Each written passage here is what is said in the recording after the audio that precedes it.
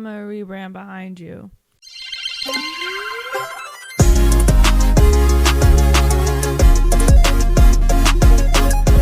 Hey. Welcome back. Yes, I did rebrand this podcast. I did change the name. I changed the intro. I changed everything because it just, after doing a couple episodes, it just didn't really fit me. It didn't sit right with me. So we're just going to pretend that never happened. So from here on out, this is TV Media Club with Gabby. Yep. That's what we're doing. So I'm very excited to have you on, have you back. If this is your first episode, this was always the name. Nothing changed. Don't look back at the older videos. I'm just trying, okay? I'm trying. So much has been going on. I changed locations today. I am in my living room. Isn't it gorge? Isn't it gorge? Look at this beautiful picture I have of Bridget Bandit. If you don't know who Bridget Bandit is, she is a drag queen in Austin, Texas. A drag queen! She has spoken up to Texas representatives about gay rights, trans rights, drag rights, all of the above, everything they're trying to take away. So I respect her. I've been to her shows many times. Love her energy. My best friend gave it to me for my housewarming party, and it has been here ever since. My boyfriend was like, we can't put it up yet. We need to frame it. Guess what? Like, months went by. We never got a frame. And I'm like, I'm tired of not having this picture up here. So, okay. I'm stalling. I am definitely stalling because there's just so much I need to talk about. This episode of TV Media Club is about the Netflix show Nobody Wants This, starring Kristen Bell and Adam Brody. Did not know he was the new hot and up and coming boy. I haven't seen him in White Boy of the Month lately, so maybe I'm missing something. I don't know. Before I get into that, I watched this show. I finished it a couple weeks ago, called Paper Girls. It is one season. It came out in 2022. It did not get renewed for another season, and it fucking should have, because the way it ended, it definitely should have. I have so many questions. There's so much. Apparently, it's a comic. So now I have to like buy all of them. Now I have to read comic books. I can't make an episode about that. I mean, I could. I totally could. Paper Girls fans, I will if y'all really want it. Do y'all still want an episode on Paper Girls? Because I really, even though it's one season, I really loved it. Ali Wong is in it. I don't know the rest of the actresses or the actors, but they are truly incredible. There's so many questions I have. So amazing show. I do recommend it. All right. Another thing. I am a little sick today, just like a tiny bit ill. My body's just like completely shut down. I have never experienced allergies, and when people around me have experienced allergies, it seems very debilitating, and I was always very confused because I'm like, oh, it's just allergies, just a little sniffle. I thought I've experienced allergies before, but then I would see people get sick, so I'm like, okay guys, like, I don't think I've ever actually had allergies, and thank God for that. And my mom, she gets allergies literally all the time. I remember growing up asking her, like, hey, is that genetic? Because I don't want that to happen to me. I see the hell you're living in. Is that going to happen to me? And she's like, well, it could. I definitely started experiencing it around like my early to mid 20s. And I'm like, damn, well, I am a mid 20. I thought when I was like 23, I kind of escaped it. But no, that's not the case. I have allergies.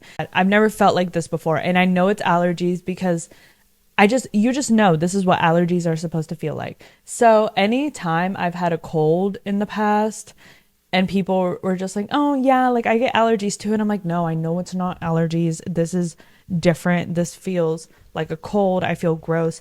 Allergies, I feel like okay, but I can't really do much, like I can't like exert my energy. I can't go for a jog. I don't even want to drive anywhere. I'd rather not drive anywhere. Like my eyes feel so like puffy. They're not, but like they feel like they are. And I just feel pressure like around my eyes. And it's different from pressure around my eyes when I get a cold. It's usually like up here and in your sinus and like back here. You can't see where I'm pointing, audio listeners, but like this one just feels like more on like the outer and under and like very deep in like my actual eye area. So I'm like, okay, I have allergies. I love that for me. So yeah. So I was like, okay, if I'm going to do something today, I'm going to fucking yap about a show I did watch recently. So that show is going to be Nobody Wants This. I have so much mixed feelings about the show, so I feel like talking about it out loud will help kind of guide where I do feel about this, because I have also heard like mixed reviews about this. A lot of people either they really really enjoyed it or they really really hated it. And I will say when I first started watching it, I was like, yeah, no, nobody wants this. I don't want this show. Like this is overplayed, boring. Boo, I don't want it. But I stayed because I love Christian Bell and I did see the potential it had and I was like intrigued. So let me give you a little overview. Nobody Wants This. It stars Kristen Bell and Adam Brody. So this woman, her name is Joanne. She has a sex podcast. So she's like Alex Cooper, like Alexander Cooper with Call Her Daddy, back when they were two. But she does it with like her sister, which is like honestly kind of a slay. Like I love that that's just her job. Like that's a fucking dream, you know? Like good for her. I absolutely love this. I love that she has a podcast. I love that it's about sex, because like people always have mixed feelings about like talking about sex and putting out sex into the public, whatever. So she has a podcast with her sister about sex. She ends up meeting this guy. His name is Noah, who happens to be a rabbi. And it's like it's always been his dream since he was younger to be a rabbi. Like that was always his career choice, his life thing, his calling. That's his thing. He's the rabbi. He's also hot. Like, yeah, okay. I didn't know Adam Brody was hot. And y'all are gonna hate me for this, and y'all might actually click off, like, for real. But in the show, he has facial hair. Oh my god, y'all are gonna hate me for this. And I've seen pictures of him without facial hair. He looks better without facial hair. I'm sorry. I know y'all don't agree. I don't agree. I'm just not the biggest fan of facial hair. Sometimes, there are many times when men do look better with facial hair. I will give you that. Like, I will give you that 100%. Sometimes I'm indifferent. Like Dylan O'Brien, for example. He's, and don't come for me, because that is my first love. Dylan O'Brien and Teen Wolf was my first love. Like, that's my boyfriend. Like, in my head, that's my boyfriend. And he has like facial hair now, whatever. Does he still look hot? Absolutely. It's Dylan O'Brien. Would I prefer him without facial hair? Absolutely. But it's also like not really like my thing. It's not a big deal. It's not a big deal. So whenever y'all were talking about Adam Brody, I'm like, this who y'all talking about? Like, he's okay. He looks like every man. I could go outside and see like 3 men like him. I could go to my local bar and see 3 men that look just like him. And they're all going to be really annoying. Joanne and Noah, they meet. And their meet cute is like not that cute, but like they just have a lot of banter with each other. And I feel like that a lot of people like with good banter like that, like so much chemistry is built up in that. It tells her something like, oh, you look like you're going through something. You shouldn't be drinking so much. And then she's just like, okay, well, what's your deal? You know, like, and I'm like, first of all, does he just approach everyone like this? Oh my God. No. Okay. I'm sorry. I'm criticizing. We forgot one very important detail. He was engaged to this woman. her name was Rebecca. They were engaged for like 1 second because he was going to propose.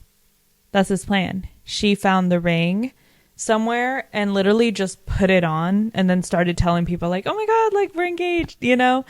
And like, he didn't get to do like his whole proposal thing. And then right when she says that, he breaks up with her right then and there. And honestly, like, I'm here for it. It makes sense. I feel like you, like, girl, like, you really were just like, oh no, we don't got to deal with all that, with all like the, you don't see, like, I'm doing you a favor. Like, you don't have to like plan this big proposal and da da da. And it's like, okay, like, I understand that like we love each other, so at the end of the day it shouldn't matter, but I do feel like taking away a special moment that you were like preparing for, looking forward to, and then on top of that, her just being like, oh, I'm doing you a favor, is like, girl, what the fuck? Okay. Plus, like, I also feel like, you know how like a lot of girls, we have like our dream wedding or dream like proposal or dream like everything, like since we're little girls, this is like our dream. A lot of us, not most of us, me personally, I love that little fairy tale shit. Like, I do love it. I'm a big hopeless romantic. I love all that corny cute stuff. I really do. Could I live without it? Absolutely. But do I really enjoy it? Yeah. So I feel like he did want to have that special moment with her. That's something he was looking forward to, because that marriage was something that meant a lot to him, and she just kind of like shattered it. And the fact that she was just surprised that like he didn't want to be with her anymore because of that, I'm like, girl, like, what? Like, why are you not surprised? You could have just found the ring and just been like, oh my God, okay, he's gonna propose, and then try to keep it a secret. Go get your nails done. Girl, be cool. And if you didn't care, that's fine, but this is someone you love, so you should have cared. And then you just go on announcing it to everybody. Now it's weird. Oh, I don't know why we broke up. Girl, look at what you did. This is the only time where I'll be like, yeah, she was wrong for that. That's so funny. I'm never like that. So he's going through a lot. And so is she. I don't know what she's going through, just podcast stuff. Her parents, I think she had like dinner with her parents or something. Their dad comes out as gay, not in the episode, but like I'm guessing before this, but it's still pretty fresh-ish and new-ish, and like he has like a boyfriend, and the mom is still like in love with him. So it's like, it's just such a funny dynamic to watch. And so this is where I'm kind of just like, ugh, like this is just like, you know, the same like romance story. Like they meet, they have a lot of banter. Oh my God, like he's not like anyone I've ever met. She's not like anyone I've ever met. And then some conflict happens. They choose each other in the end, right? And I already know from this point on that there are 3 ways this show can end. Either she converts to Judaism because he's a rabbi, so whoever he marries has to be Jewish. He gives up his faith to be with her, or they both just not do anything and they just don't end up together.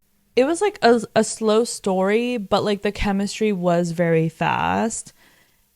And it was great. I feel like it went at a good pace. I honestly like finished the show like really quickly. And yeah, you guessed it. It is only 8 episodes.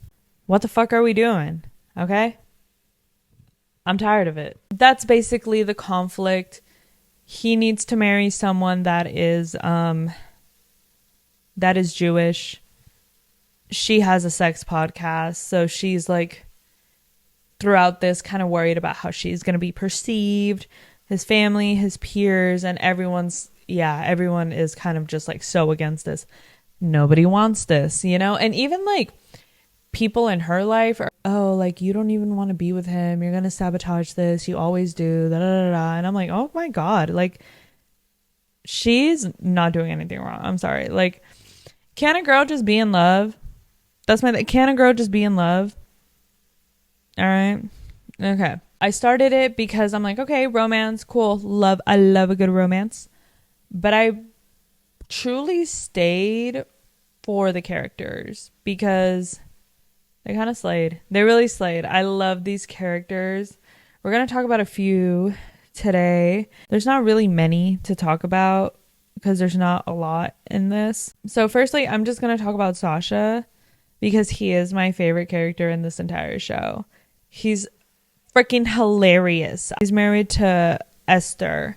Esther and Sasha, they are so cute. She's so angry. She loves to gossip. I feel like Esther is really much the stereotype of like a woman who comes off like really, really strong and no one knows how to deal with it.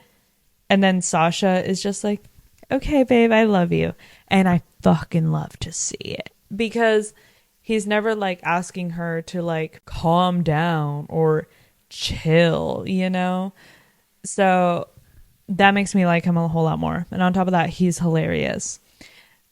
Something that's like kind of crazy throughout this series though is like we see Sasha like kind of build a relationship with Joanne's sister Morgan because like they're both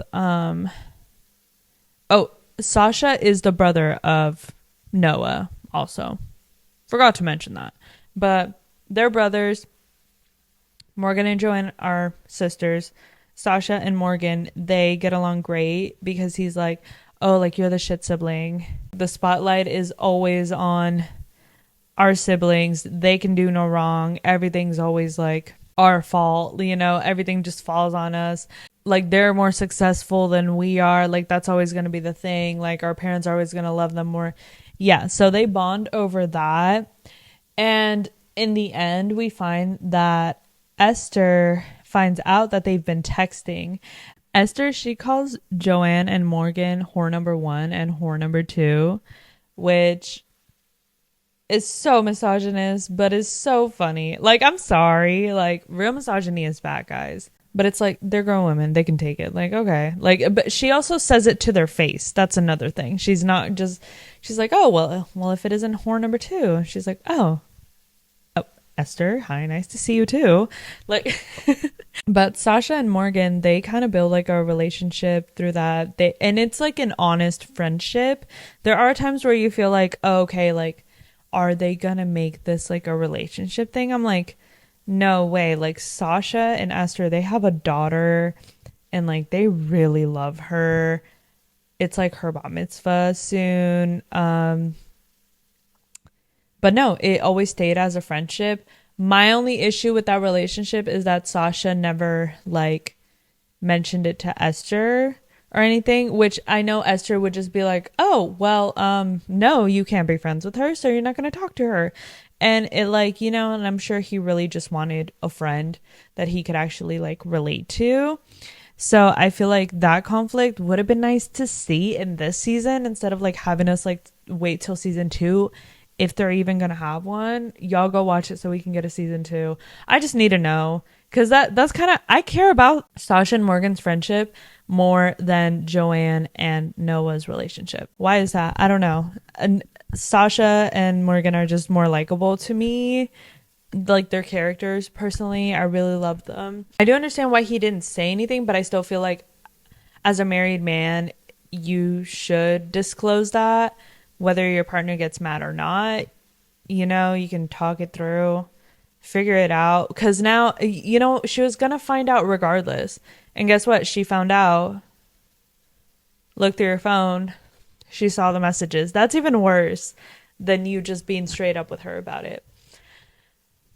Get your fucking ass up and be straight up. Like, please be fucking real. So something else I noticed with honestly, I'm gonna jump around all over the place. I can't even dive into like different characters because they're so like intertwined and there's not that many.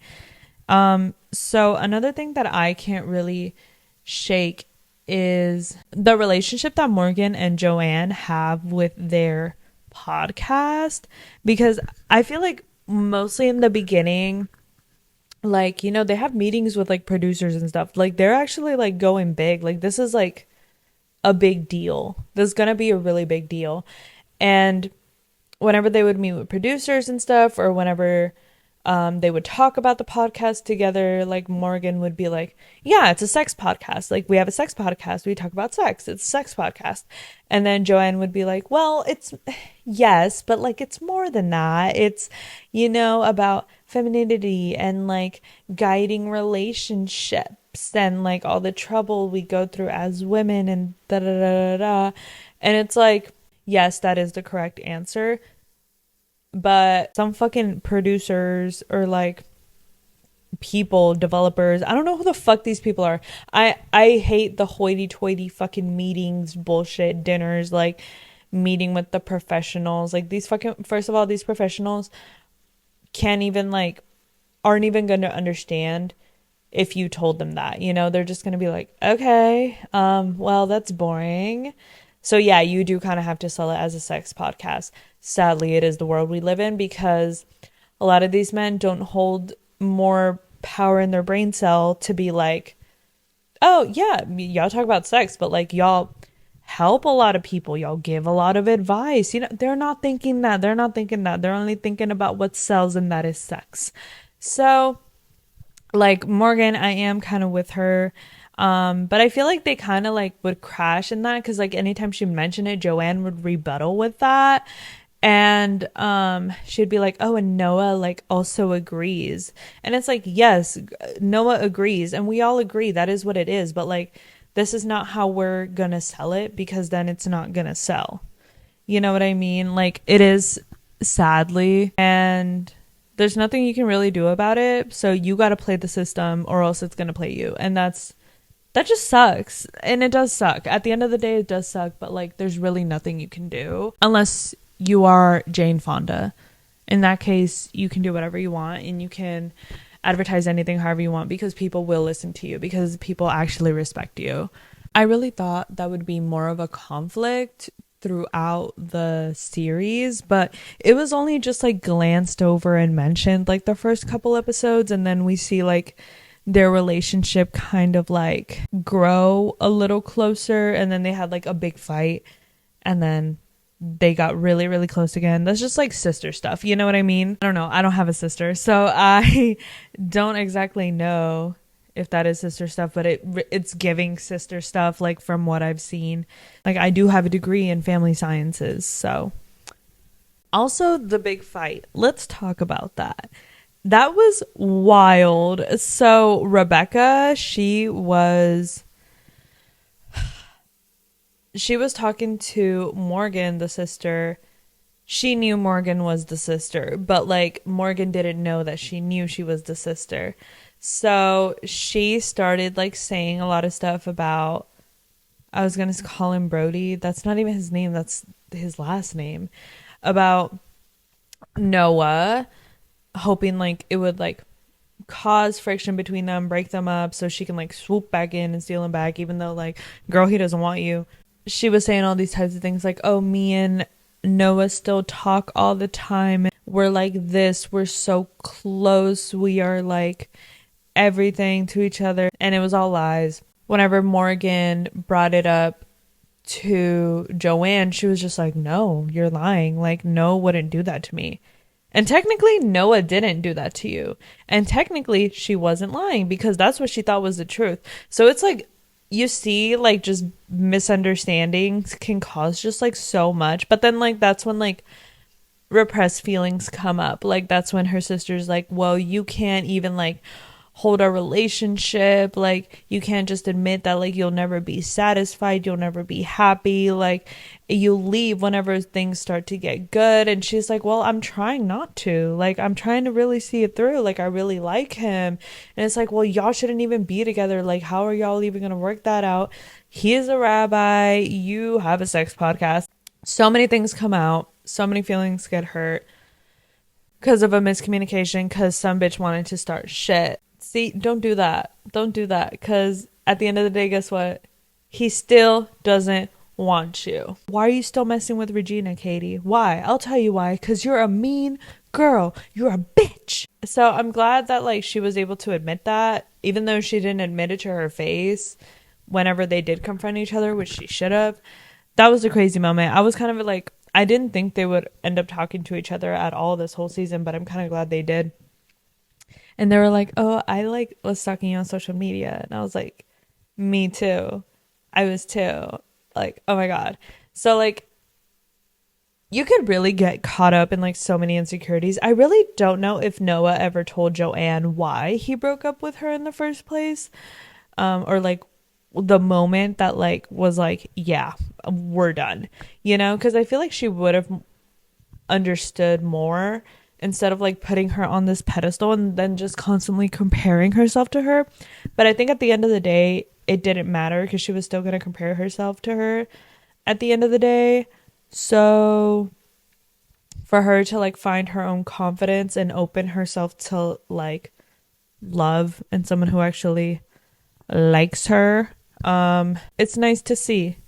It's nice to see that you didn't need all that. There was this one episode where Sasha is home alone, like his daughter's at a sleepover, and I think like mom is somewhere doing whatever, so he's like, oh, I have a night to myself, I'm gonna pop some like edible gummies and I'm gonna watch, like, what was it, Mission Impossible? Fucking probably, I don't know, he was gonna watch something.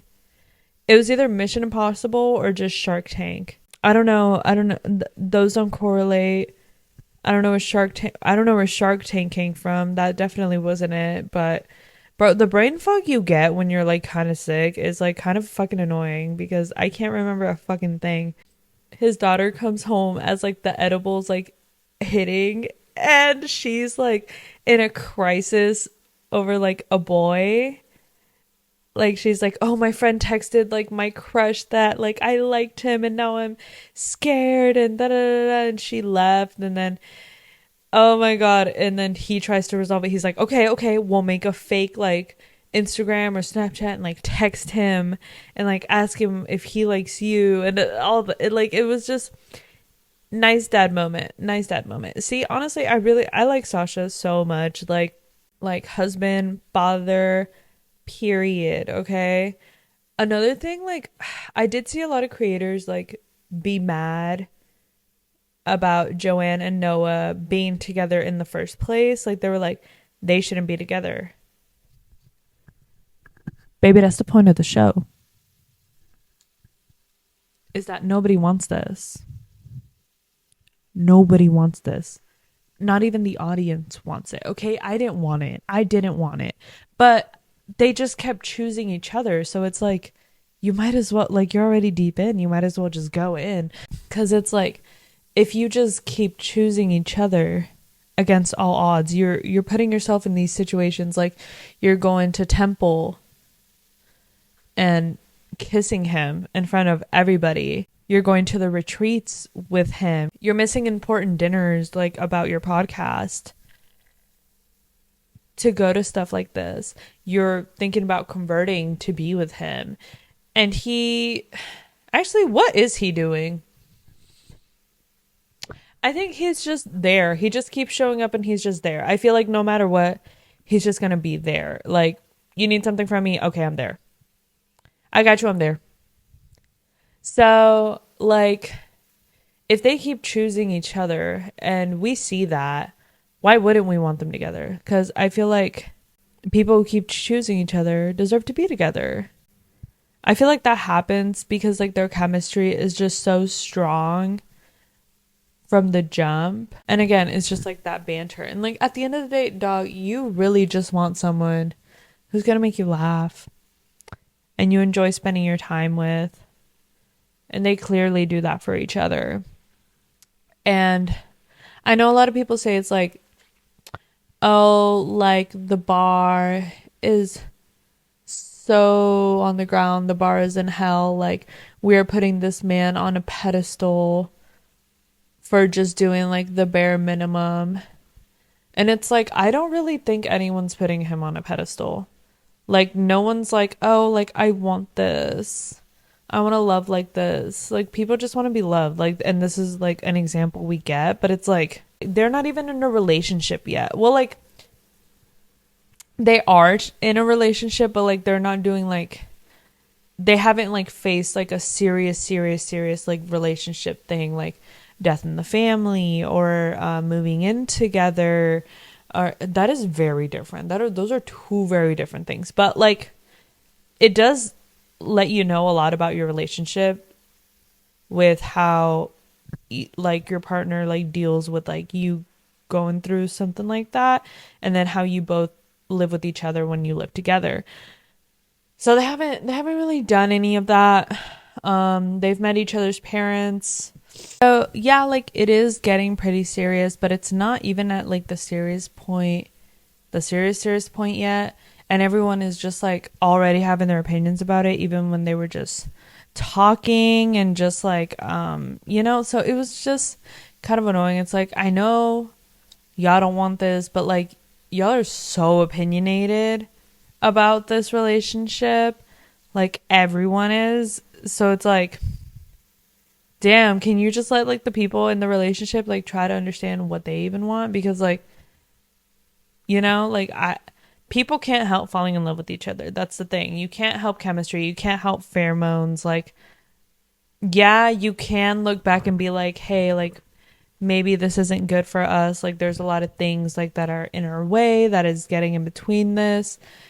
No one's supporting this, like I don't want to be together. But like ended up breaking up in the last episode because she was like, okay, you know what? I am going to convert.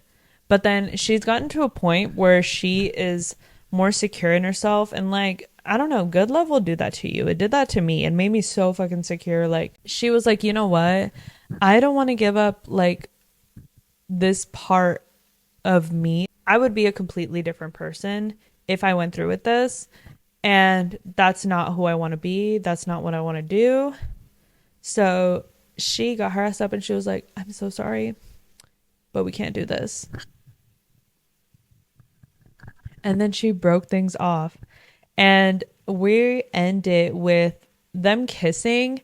And I don't even know what that means. Like, we don't really know if that means that he chose to leave the church, or if they're just like, we're going to work it out no matter what. We're going to be the first couple who a rabbi marries a woman who isn't Jewish. That's what we're going to do. So we don't know. It could be either one of those two. So at the end of the day, they do end up together. So I was right. I'm like, one of the three things happened. I still don't know which one happened. I just know they did end up together. Everyone's opinion of love looks very, very differently. A lot of people look at this relationship, which is fictional, by the way, and they're like, another man like doing the bare minimum, and everyone's just like putting him on a pedestal. And it's like, yeah, he's a nice guy. He makes her laugh. He makes her happy. What more do you need? Like, like it's like, oh, like him being nice like isn't enough. And it's like, well, that's honestly all he has to offer. All he has to offer is that he's nice. And I will agree with that. That's all he has. But that doesn't mean he doesn't deserve love either. Like, damn. She's great. She deserves love. I love her. I love Joanne. Okay, as a character, I really, really love Joanne. She reminds me of Eleanor Shelfstrop from The Good Place, which is another role Kristen Bell played. She basically plays like almost the same character. It's really fun to see. It's like seeing it just like in a drama point of view. Like, I love it. So yeah, and it's like she has a lot to offer. She's smart. She has her own podcast. She is getting very successful with it. And yeah, these two fools just happen to fall in love. Yeah, the biggest obstacle is just that no one wants it. So like the mother, Noah's mother, Noah and Sasha's mother, she meets Joanne. I think about this scene a lot. So Joanne, she brings like a box, a whole tray of prosciutto, not knowing that prosciutto was pork. And I get that. I get how you could just like, that could just go over your head, because I'm like, oh, prosciutto is just like turkey ham. It's not even turkey. It doesn't taste like turkey. It doesn't look like turkey. I don't know what she thought it was, but like your mind doesn't directly go to pork. But like the mom immediately just throws it in the trash, in the garbage. And Esther is stoked because she's like, thank God I am going to be the likable daughter-in-law. You know? She hates her so much that I am going to be the better daughter-in-law. I win. So she's like stoked as fuck for this. is preying on Joanne's downfall this entire movie. I don't know why. Why do you care so much who your boyfriend's brother dates? I mean, I get it because at the end of the day, you are gonna have to spend time together and like be together. But it's like if he's going through his own journey, like you gotta let him. It's not really your business. Worry about your husband and your daughter. Like that's it. I don't know what like led up to this, but the mom goes to the kitchen, she's upset, she like storms off. And then Joanne's like, "No, I'll get her. I'll go talk to her." Like she's ballsy. I like that. I cannot be ballsy. I would start crying and I would leave. I would start crying and leave because I probably said something to offend her and there's nothing I could do right and I would just cry and leave. But no, she was like, "No, I'm gonna go talk to her." She comes in and this bitch is eating the prosciutto out of the trash. The mom. Like actually, like that was crazy. I was like, "What the fuck?" Like, okay. All right. And then like everyone else comes in and then Joanne immediately takes the fall. It's like, why is the prosciutto out of the trash? And why is there stuff missing? Were you eating this? Joanne is like, I was. I could have helped myself. Like I could have helped myself. So she took the fall. She really took the fall. And the mom like loves her. She loves her. Esther is pissed. She's so fucking pissed. She's like, no, no, no, no. We're not getting another daughter-in-law. Don't even think about it, girl. But right at the end, when they go to hug, the mom tells her, like, even though I like you, you will never marry my son. And I'm like, wow, she kind of gagged her. But Joanne, like, won at the end of the day. She is going to end up marrying that boy. Like, I already know. The whole show, everyone's like telling him like, oh, like I know you're going through like this phase, but you need to get back with Rebecca. And it's like, bro, he doesn't want to. Like what? Like oh, you need to be with the perfect Jewish girl and Rebecca was that and you let her go. And it's like, yeah. If I get engaged to someone and that same day I'm like, wait, you know what? I actually don't think we should be together. Those people should not be together. See, those two shouldn't be together. So like nobody wants that. Everybody like why would y'all want this relationship that he doesn't want? So at the end of the day, it's never about like what he wants or what she wants. It's about what everybody else wants, which is kind of like the whole base of the show. What gagged me was that one part where they go to the sex shop because Joanne needed to try out a new toy to review it. It was like her friends, like her friend made a toy. And she was like, you have to try it. They go to the sex shop to get it together. The rabbi runs into one of the guys from the church and his wife. And then he's like, fuck. He's going to tell everyone he saw me here with you. Oh my God. Like, I'm so fucked. Turns out that woman wasn't even his wife. Dog. Like, wow. This is just insane. He just uses that. He just ends up using that against them in a way. So the whole season, Noah's also worried about like being like head rabbi or something. So like something like that could have ruined his reputation. But since like that wasn't his wife, and he kind of didn't even know that, but like the guy was still kind of just like paranoid. He like said great things about him, and he ended up getting that temple. I was about to say a temple recommendation. This is not the Mormon Wives show. Oh my God. He ended up getting promoted to head rabbi whenever the current head rabbi was about to retire. And he told him that. And this is the moment he's been waiting for his entire life. And then he's like, fuck, I just need to know. I want to be with Joanne. So he might leave that position to be with Joanne. Or they might work it out and somehow do both. Imagine you're waiting your entire life for this, but then you're like, I choose love. That's so like, ooh, Noah, I recommend to you the Legally Blonde musical. when Elle's like, "Oh, I'm going to Harvard Law School," and everyone's like, "Harvard Law School? Why would you do that?" And she's like, "Love, I'm doing this for love." God, that's such a good fucking musical. Amazing. It's one of my favorites. Don't lawyers feel love too? Lastly, one of my favorite moments from the show was when I almost called her Eleanor. I keep wanting to call her Eleanor because of Eleanor Shellstrop. Was when Joanne got the ick.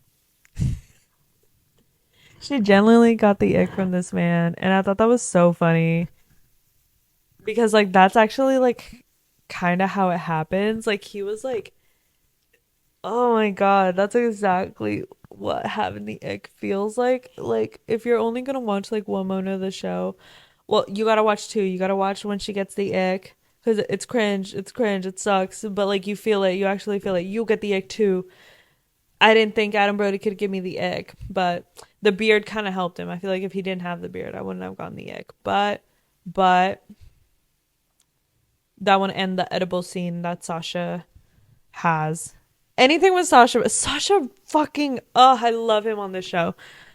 He really annoyed me at first, but and he really grew on me. But we're not talking about Sasha anymore. So she gets the ick because he like they're hanging out and then her parents out of nowhere are coming and they're also coming with like the dad's new boyfriend and like the girls haven't even met him yet. And he's there and she's like, my parents are coming over right now. And then he's like, oh fuck, okay. So he goes and he gets like hella flowers. He gets like a lot of flowers. He gives like the mom some flowers and she's like, oh, why? And he's like, because like respect.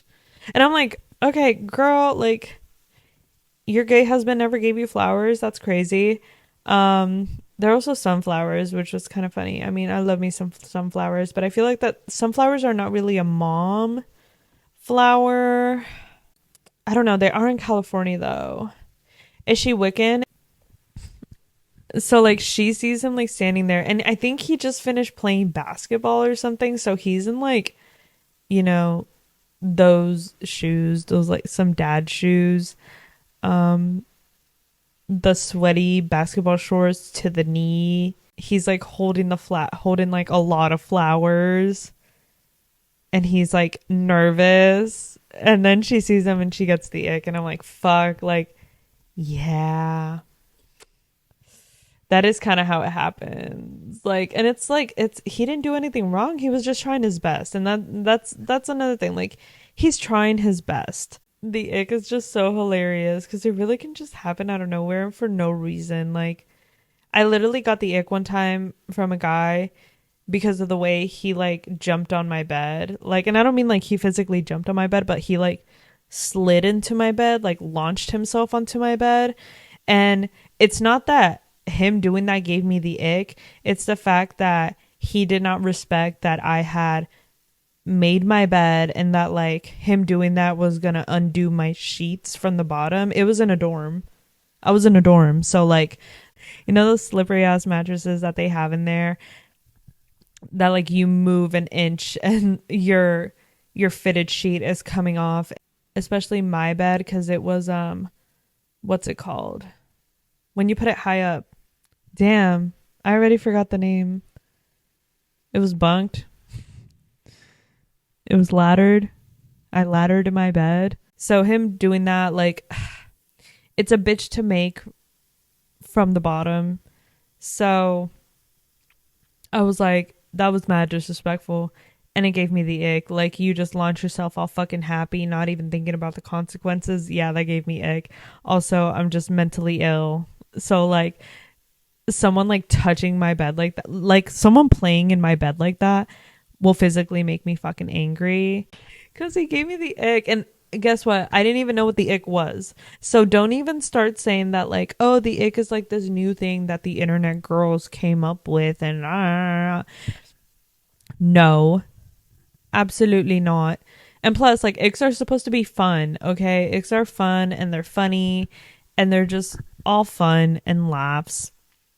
But this one, like, just genuinely triggered something in me. I'm like, why are you touching my bed? Like, why would you touch my bed sheets, my comforter, and put your fucking fingers near my pillow where I put my head and my face? Sir. And he did it with his outside clothes on. Dude. He did it with his fucking outside clothes on. I'm never getting over that. I am absolutely never getting over that. And I didn't even know. Like, my friends were like, why'd you cut him off? Like, what happened? And I'm like, I don't know. It was just a feeling I had. And I really, now that like I'm older, I very much pinpoint it to that moment of when he fucking disrespected my bed like that. So the ick is very valid. But guess what? He fixed that shit immediately. Like, also, because she like brought it up to him. She's like, I don't know, like, this is kind of like bothering me. It's like kind of weird. This weird thing that you did. And he immediately was like, he just said the right words. The right words in order for her to be like, ick fucking forgotten. Okay? And like, that's so fucking real too, you know? Because like, just because you get the ick from someone doesn't mean that's the end. It's true, there's a lot of things you can't unsee, but there's a lot of things that men can bounce back from. Because he could have easily just been like, oh, you got the ick from me? Bro, like, you need to stop listening to everything you hear on the internet. Like, bro, what did your friends tell you? And damn, I'm kind of traumatized. I'm kind of traumatized. Like, damn, what did your friends tell you that made you all of a sudden have this ick? Like, icks aren't real. Like, you're just making this shit up. You're just finding an excuse not to be with me because you don't want to fucking be happy and like, I'm the fucking best. You don't even bring nothing to the fucking table. Like, he really could have gone on these fucking courses that these men usually go on IRL. But this is TV, so this is beautiful La La Land. So he didn't do that. He just fixed it. I remember seeing it, and whatever he said, I was like, that would work on me. That would reverse the ick. It really could. Because like, he wasn't a bitch about it. He's like, yeah, you're valid, and like doing that. Like, I asked my boyfriend one time if he had any icks about me. Like, what were my icks? And he was like, honestly, like, you need like your pillows arranged a certain way. And I'm like, how is that an ick? He's like, okay, well, I guess it's really not. It's just something that you do that like I have to like overthink every time we go to bed because you have your pillows in a certain way. And I'm like, okay, so no icks. I won. So even though nobody wants this, as long as you two want it, that's all that fucking matters. Like, that doesn't mean these two people shouldn't be together because nobody ships them. It's like, well, there's nothing you can really do. Should they be together? Maybe not. But maybe they should. Maybe both of their lives are going to improve drastically by being together. Maybe him thinking that he wants to be a rabbi his whole life, and then when he doesn't have that, he realizes another true passion, or he does something else, or they get together, he gives up everything, they break up, and he did that for nothing, and then he can't come back and his dreams are shattered. That could also happen. I don't know. Does that spot like just still be available? I don't think so, right? Like, if you're just like, no, that spot's not gonna stay for you, bro. So yeah, now I'm just ranting about the show. About the show and life. You know when you're sick and all you want to do is rant about show and life. Life and show. I am so exhausted. I'm gonna tell y'all what I'm watching right now as a little treat, just because I don't want to say goodbye yet. All right, so right now, ooh shit, I need to watch Only Murders in the Building. I was waiting for every episode to come out so I could just like binge watch it, but I might have to just binge watch it and then watch the last episode and then make a video. I need to watch Agatha All Along. I know that one's still coming out. I'm currently watching, this is so funny, these kind of relate, but like I didn't even mean for that to happen. So I'm watching Abbott Elementary. There's 2 episodes out right now. It's just, dude, this show is fucking amazing.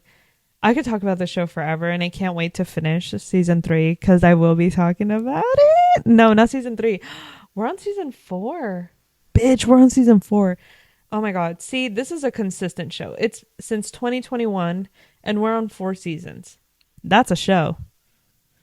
That's a show. And guess how many episodes per season? I'll fucking tell you when I pull it up. 14. 14. Yeah, they're like 20 minutes each, but like they're just so good. These are amazing, amazing episodes. Season 3 is such a good fucking season. The first episode of season 3 is one of the best like episodes I've seen on television ever. Is insane. Um and I'm also watching English Teacher. I started watching it because Aaliyah is in it. ITGIRL. I love her and I didn't know she was in it. And then in one of the episodes, I see a bald man and I'm like, is that Trixie Mattel? It was Trixie fucking Mattel. That was crazy. I freaking love this show. I need to finish that. I don't know if y'all want. There's not much to say about this show because it's like an unserious comedy, but there's also a lot of like, there's a lot of Gen Z stuff I could touch on maybe because I am a Gen Z. I am a old Gen Z. Like I'm 99, so I'm right on the millennial Gen Z cusp. I'd say I identify more with Gen Z than millennials. Sweet Pea just came out. I need to know what to watch it on. When I find out what to watch it on, I'm gonna watch it. I also wanted to binge it. That's another thing, but obviously I love Ella Purnell. I love Yellow Jackets. Duh. I know she was in Fallout and I did watch like the first episode and I really, really did like it. But now, like after watching the first episode, I was like, you know what? You know what? Fuck this. Fuck the show. I'm going to play the game. Then I'm going to watch the show. Did I get the game? No. Do I still want to? Yeah. Will I play it and then watch the show? Yeah. I will. I really want to do that. Lastly, I am currently watching Outer Banks. Outer Banks is really, really high up there in my favorite shows. I fucking love this show. And I fucking love Madeline Klein. I'm always just like, oh, I love this show and this one actress that I really love in it. Yeah, Madeline Klein, love her. But like the rest of the cast is just like just as good, just as amazing. Like Rudy Pankow is JJ. Even our fucking like, I almost said Antichrist. Our Antichrist, no, our antagonist, like Rafe and Topper. I really like them as actors too. Madison Bailey, love her. Jonathan Davis, he's probably one of the best characters on the show. Can't wait. I will be talking about the show when I finish it. Trust. Fucking trust. So yeah, those are the shows I'm kind of like currently watching right now. Yeah, there's a couple I need to start. There's a couple that are still coming out. Oh, and I also need to watch Shrinking. I heard Shrinking was really, really good. And I want to be a therapist in the future. That's like my career. That's my career thing. I want to be a therapist. So I would love to see like a show of a therapist. And also, guess what? Guess what? I love Jason Segel. It's either Jason Segel or Jason Segel. I've been saying Segel like my entire life, so I'm gonna say Jason Segel. Jason Segel. I think it's Jason Segel.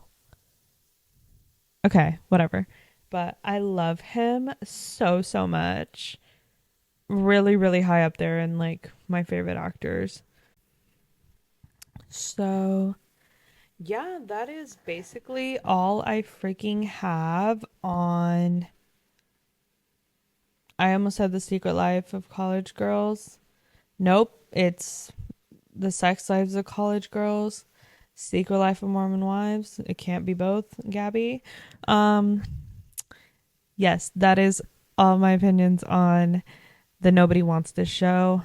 I kind of wanted it. I was fine with it. It's an easy watch. It's a good watch. I mean, I was sad all the way through.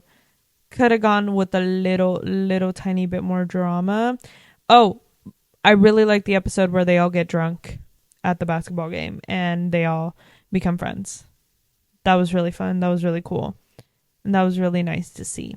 So yeah, I am going to go take a nap, watch Little Women, and then watch the UT game. I don't like football. I don't care for football, but I'm from Austin and it's UT and like Glen Powell might be there. So bye.